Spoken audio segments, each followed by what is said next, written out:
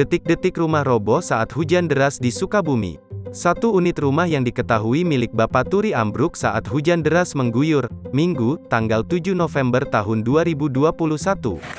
Lokasi kejadian di Kampung Sengket, Desa Kadudampit, Kecamatan Kadudampit, Kabupaten Sukabumi, Provinsi Jawa Barat.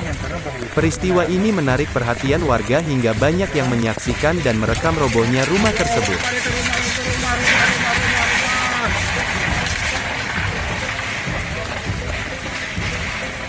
Allahu Akbar. Jelas dari kamerana.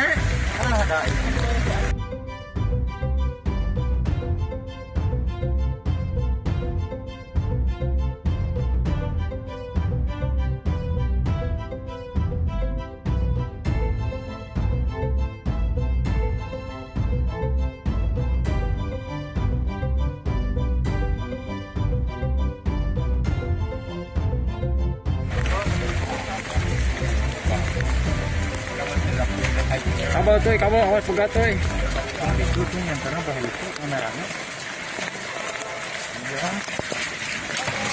Allahu Akbar, itu rumah.